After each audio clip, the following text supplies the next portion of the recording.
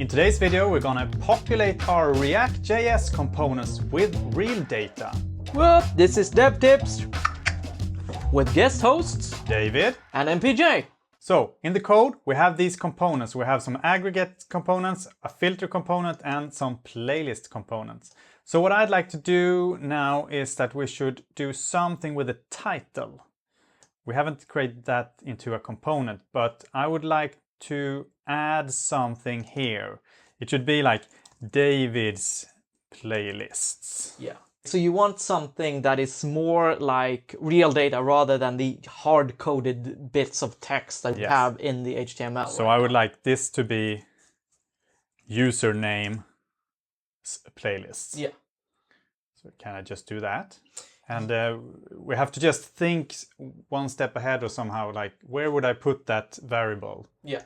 So I think, and my recommendation here is that we just keep a big object literal that just represents the data that we get from the server. We don't have a server yet, but we will before this series ends.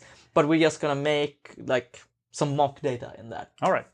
And then when we get to that point, we will replace that with the real deal, and hopefully everything will work. Yeah. So I can just do something here. Data. Word. Yeah, sure. Yeah, exactly. Let's call it that. We can call it just fake data. Oh yeah. Well, or perhaps call it fake server data, because data is a problematic name because everything is data. Yeah. And perhaps it has a user. Yeah. And the user has a name. Yeah, that seems sensible. David in this case. Yep. Let's start that. Yep. With that. So fake server data that has a field user that has a name. Yep. And now it ran here and said that something is incorrect, and I know what it is. Fake server data.user.name. Can I write like that? You can. Wow. However, this is a global object and it won't really represent the React style of program. Yeah, exactly. In React, everything is based around this thing called state. Mm-hmm. So components have state. And the nice part about React is that whenever you set the state, the application immediately updates. We're gonna sort of fake fetching data. If we look in the React documentation, I look for React lifecycle or something like that. A component lifecycle. Let's go with component did mount. Okay, so just like we were calling render, we will call component did mount. Exactly. So these methods on the component class, render is called whenever the component needs to render, and a component did mount is called the first time the component is loaded and rendered to the DOM. Okay, so I just type component did mount here. Yep. Cool. See if that, just save and see if it breaks. Didn't break. No. Okay, cool. Call set state on the component. So you call this, which represents the component, and this, set state.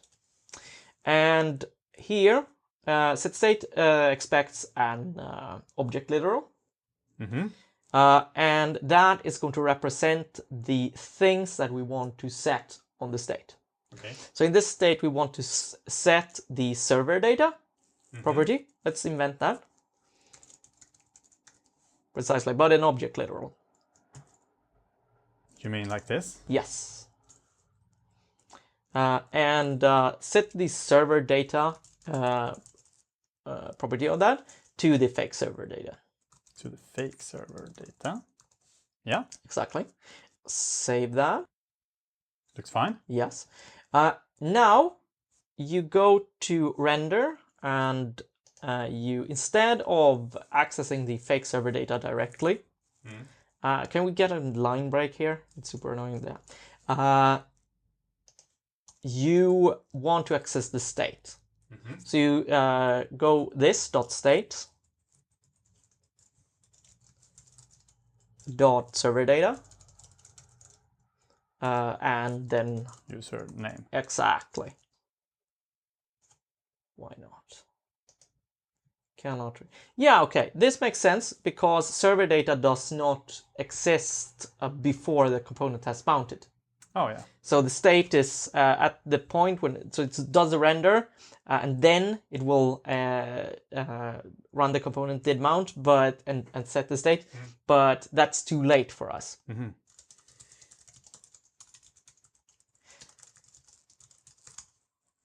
So this is an important thing about development. This is that you Google things a lot. You don't, even though I've done this 100 times, you just don't keep these things fresh in your mind at all points. Oh, you do it in the constructor. The constructor sets the state. Okay. So we should add a constructor. Yep. This dot state equals server data, like empty object, or what is? Yeah, let's do that actually. Yeah, that makes sense.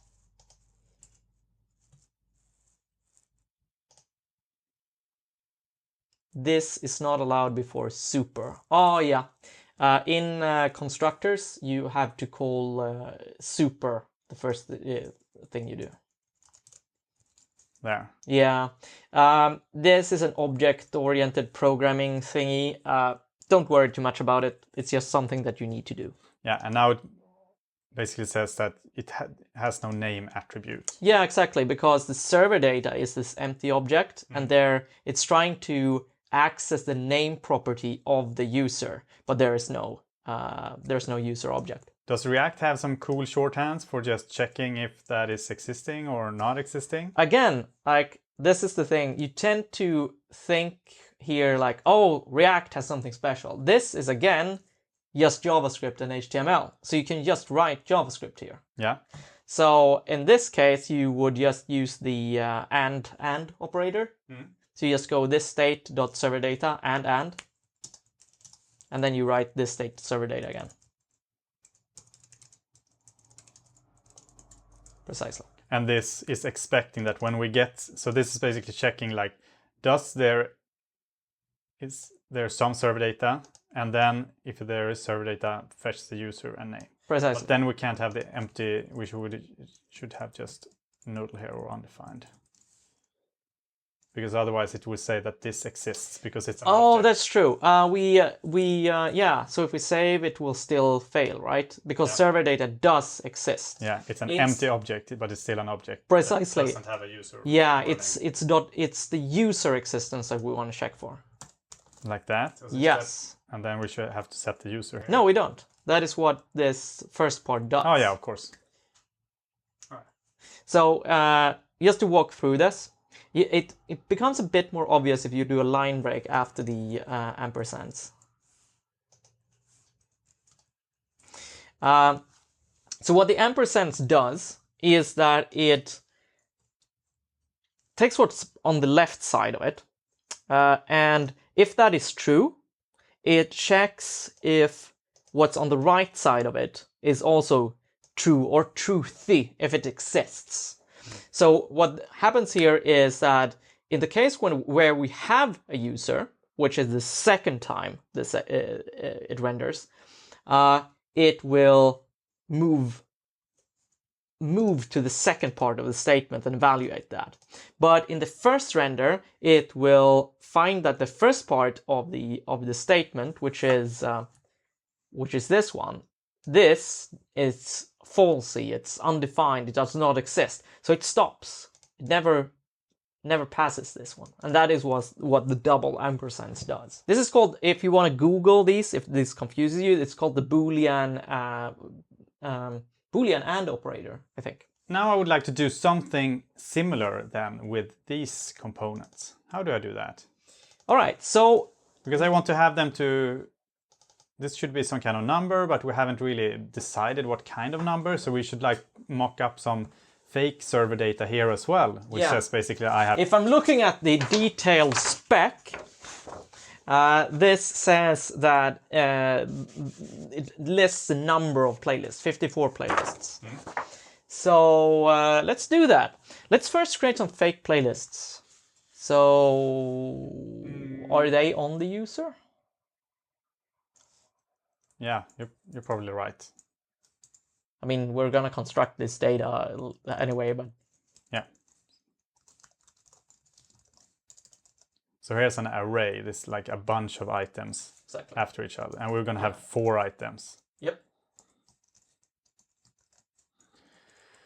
And each playlist has a name. Yep. So it's like my favorites. And it has some top songs. Yeah. Which is also a list. Yep. And spec said top artists. We can just go with songs, it doesn't matter. Yeah, sure. We're changing this as we go.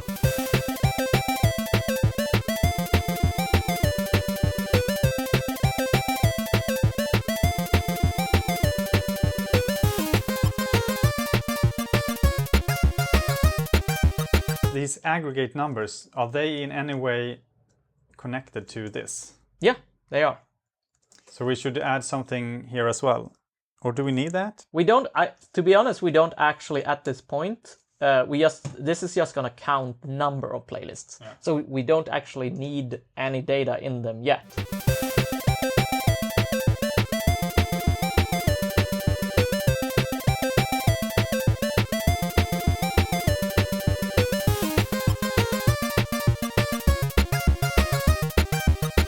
There we go. Let's go down and to the application component. We wanted the aggregate, right? So let's pass in, we want to invent a property here. Set the playlist attribute here. Exactly. Playlists.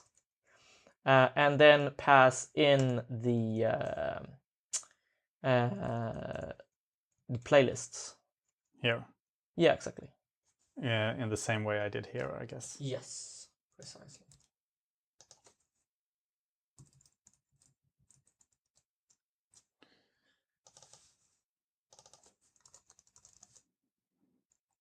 How would you indent this like this?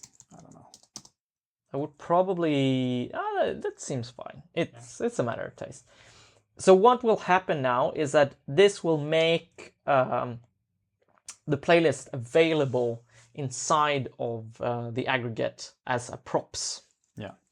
So if you go to the aggregate here, and you just change the number here to a variable instead. And you just go this.props playlist .length. Did you say on user? No, playlist. Yeah, because we are passed in. This is now the property there. This is gonna break, I think, because we will be like in the first render run. We will be passing in a something. Okay. Something. Yeah, an empty playlists. So we'll do the double ampersand as well? We can do that. So if there is a playlist. Yeah, exactly. Then the length is. Yeah, 4. You know what? To make this double rendering thing that we have going, to make that more obvious, we should use a set timeout to fake the loading. Can we do that in the did component update?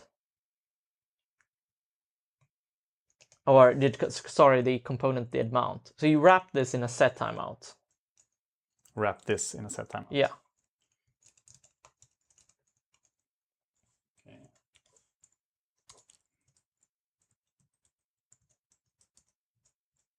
And 10 seconds. Okay, cool. That's very long. 5 seconds. Yeah. I will just run it and see. Yeah. but you need to make it a function. Set timeout's first argument needs to be a function. Like that? Yeah, exactly. All right, so it's going to be 5 for bam.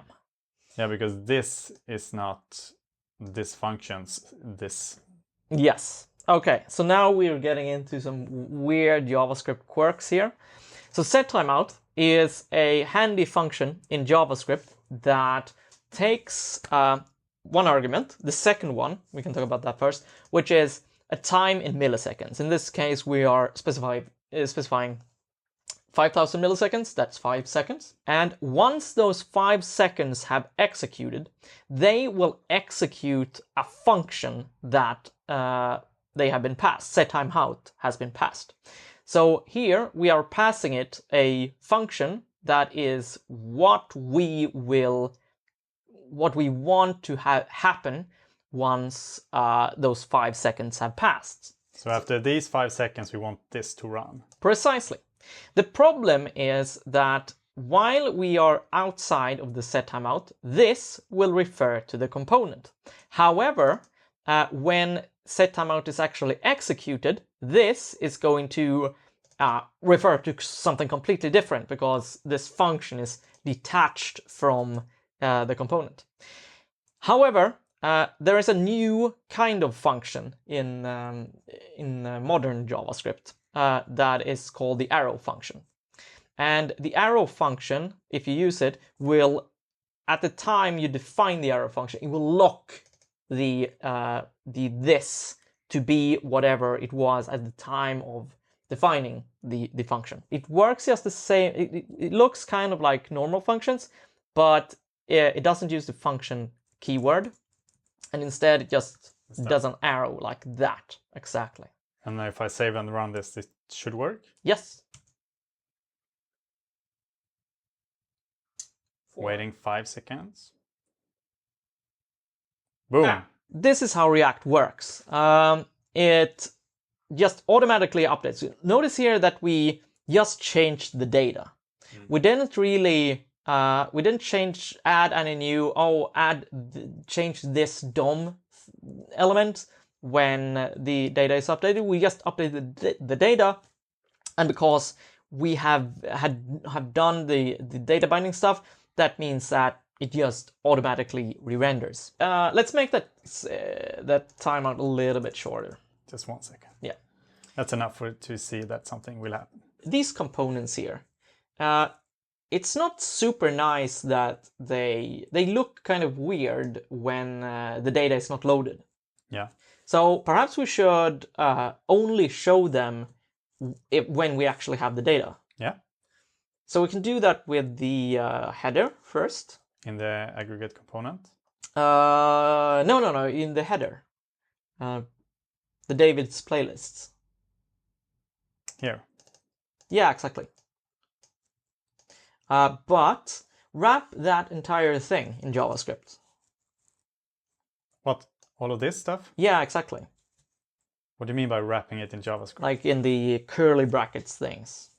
All right.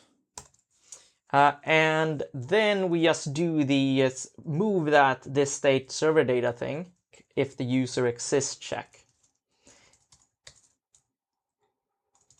And then we place that before the h1. And you also need the and. Precisely. Oh, will this work? Yes. So you mean that this will first run this JavaScript? Yep. And if there's a user, then it will run the h1 tag? Precisely. Are you sure? I am. Ah, cool. I'm going to try to show you a simple example of how the Boolean AND operator works. This is a very basic programming concept. It goes back to C, and it works pretty much the same in all C-based programming languages, such as JavaScript and Java, and like a lot of them. Let's say that we have a variable called dog, and it's going to say woof. And let's say that we have a variable called nothing, which we set to null. And we are going to also have a variable called cat. And I'm going to define a new variable called result. And I'm going to show you what that result is. So right now, result is undefined. If I set result to dog, it's going to say woof. If I set it to cat, it's going to say cat. Sorry, it should say meow. That's better. If I do and cat and dog, it's going to say woof, because it's going to first see that, okay, cat, that exists, and then it's going to continue past the Boolean and it's going to move on to dog. It will work the other way as well. Dog and cat, it's going to say meow. If I, however, say nothing and cat, it's going to stop here. It's going to see that, okay, there's nothing in this variable. I'm not going to proceed here. The same thing will happen if I say, let's say that I do cat and dog. It's going to say woof, but if I do another ampersand, because you can chain these infinitely, and I do nothing, it's actually going to return nothing, because this is like it continues after dog, since it's I've chained this on here and moves on to nothing, and it will stop there even if I define something else here. So if I do cat.nothing and dog, it's still gonna get stuck on this nothing. So it's a way of going from left to right until you like hit something that is falsy. Does that make sense? Yeah. So what is cool here is that we use this concept that we first check if the server data has a user, and only then do we print out the h1 tags. Precisely. Which has the user name and the playlist. Cool. And now we can apply this to the playlists as well, to the aggregates. So I do like this. If we have the user. Yep. If we have the user, then we can run these two aggregates. Yep. Will this work? That it will run both? I'm pretty sure. No, wait. Here's the thing with React. Like, it has to be only one tag that it returns. Mm-hmm. So you can wrap these in a div and it will work.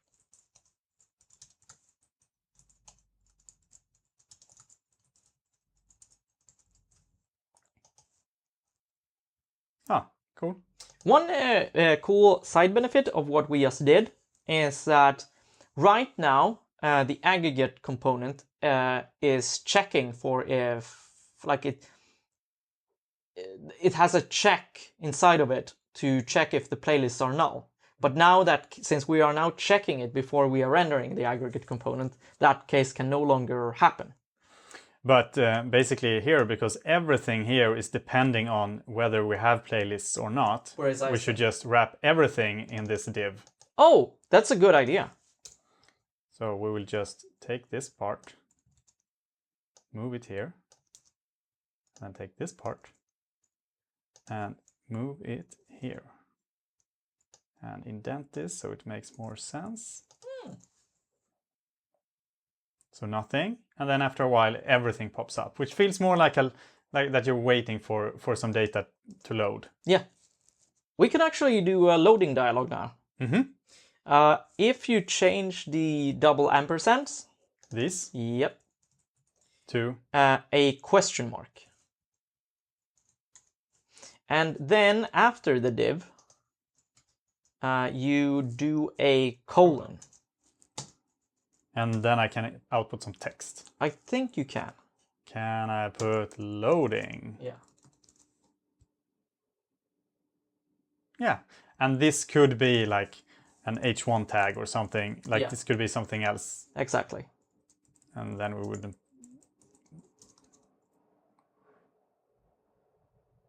Precisely. So what happens here with the what do you remember what the question mark operator is called? No. No, I know. It's called a ternary operator. So often you use it. This I've done before. That if we would put, if we use here. So here we would say, perhaps in this context, if there's a cat, Yeah. we'll say that my favorite cat. Otherwise, we say something else. Yeah. So this is like a small, it checks if this exists or is true, run the first part, otherwise run this part. Yeah, so if you change cat to be, no, I mean the cat variable.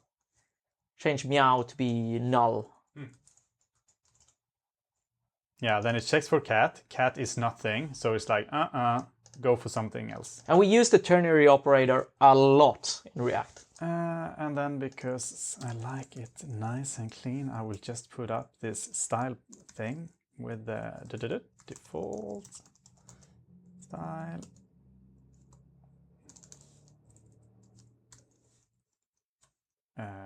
Wait. Yeah, I want to have it the default. Yeah. You can, that will actually work, but... Why would I do that? I just wanted it to be white. Yeah, exactly. It's white now. So I could just put... Yeah. You don't need those because you're not extending it. But so, like that. Cool. All right, so let's continue with this. Yep.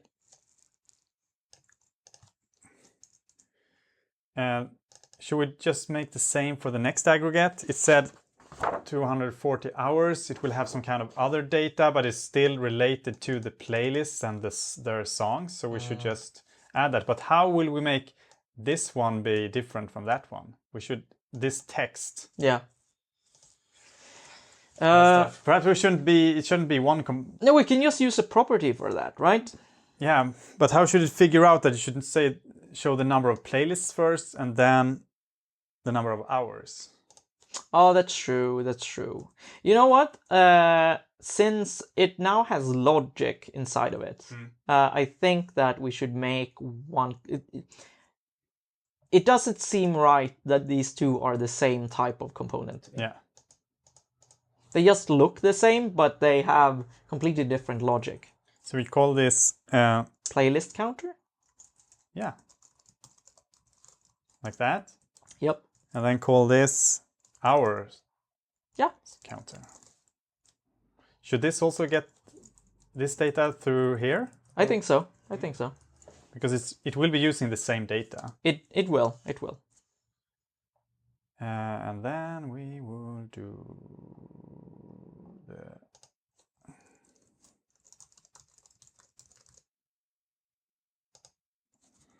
Cool. And we should call that playlists there. Yep. Just save so that we get like... We will get an error because it calls something else. Yeah, hours counter is not defined. We need to create an hours counter.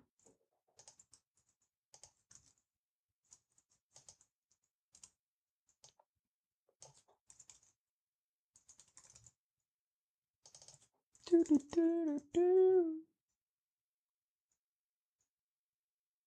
4 hours, cool. Because it's doing the length thing. Yeah, it's using the length. But we will, when we start adding things up, because we don't have all the data, everything in the data here, we will fix that. But we can actually do that now. It's not too complicated. We just right now songs are strings. Yeah. But just let's change them to be object literals with a name property and a duration property.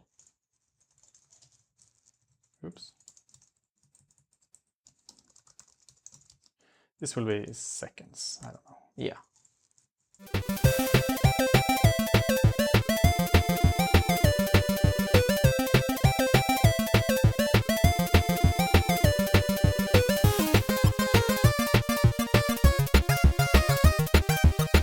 Okay. Cool.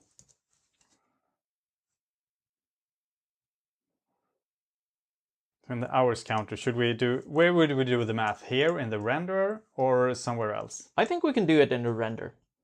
Okay, so we could remove this thing.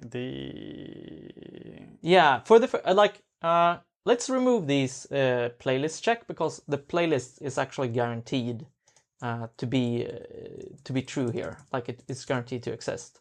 We don't render the playlist counter or the hours counter without it existing. Yeah. So this has this, but we could put another. Should we put another variable here? Yeah. Yeah. So I think that we need to create a new variable. We need to create a sum of total duration. Yeah, precisely. Let total duration be something. Yeah. I'm thinking that we do reduce. Exactly. This is definitely a good example of reduce. Right now there is like every playlist has a list of songs. So it seems it's gonna be easier if you first create a list of all the songs. Let's just create a new variable first called all songs. And let's call playlists of this props playlists. Oops.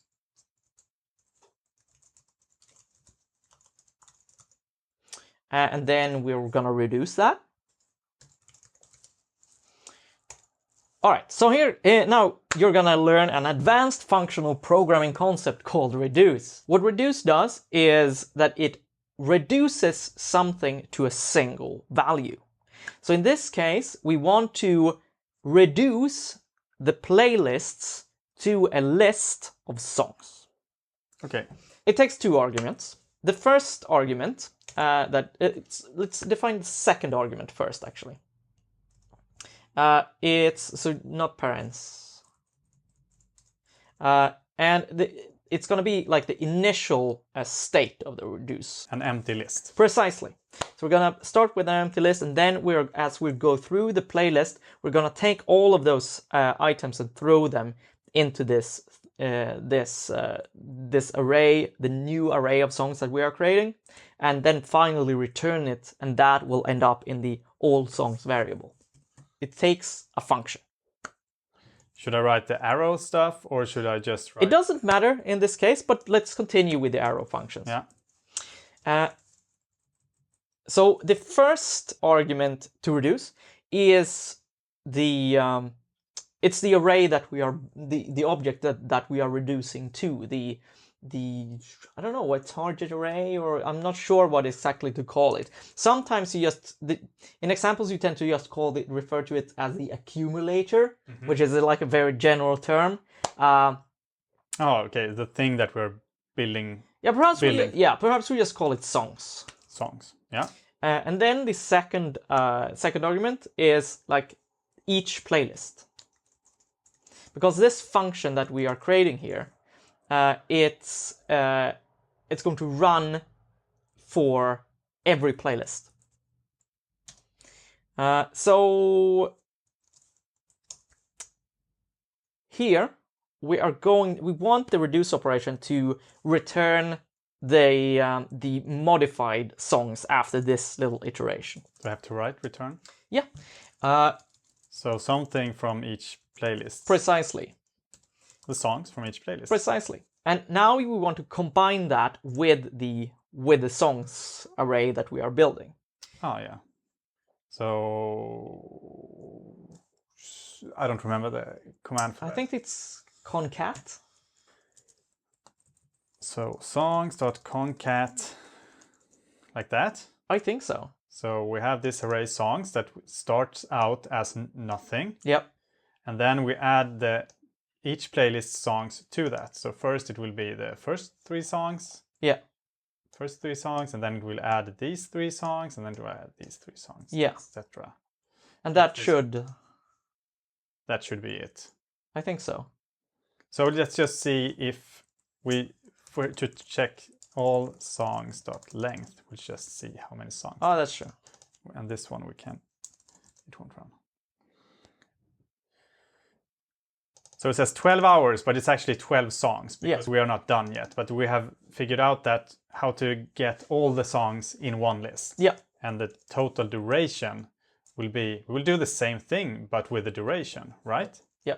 If you feel like this, we're going to do one more reduce. If you feel like after this reduce thing that you still haven't grasped it, and that's okay. You can actually, I have a video on reduce that you can check out by clicking here on my other channel, which might make it easier for you. This time the first argument is actually the sum. The sum, yeah. And it's each song. Yeah. And we also start out at 0. Yes. So, and then we will return the sum. Yep. And to that we will add the current, each song's duration. Yep. And let's just make sure that it's numbers. Yep. And then I added that to the total duration, hours. Yep. Because, so now it will be in seconds. Yep. Now it's going to be some very long number. Yep. Yeah. Can I just divide it here by 60? You can. To make it into hours. Oh, and I will use this math.floor or round. Yeah. To just round it off and remove all the decimals. I don't really care about this one. Man, that's a lot of music. Yeah, exactly. In just 4 playlists. Yep. Yep. Let's commit this to GitHub. Start added data. Added fake server data to title and aggregate counters. Cool. And then we commit that part stuff, and then we just push it to GitHub. Yes. And it's pushed. Yeah. So now you can perhaps we can show how you get access to this again. Yeah. Go to github.com/mpj-better-playlists. Ba-dum-bum-bum. And if we click the commits there, over this. The commits. Yeah, here we see that we added this, right? Yeah, added fake server data to title and aggregate counters. And then you can see that change right there. Yeah, here's all the fake data and all the stuff, and then that will change from aggregate to hours counter and all this stuff. In the next episode, we will continue filling out the playlist data and attach it to the playlist components. And you can do that by clicking, go here, click here, continue. Do it now.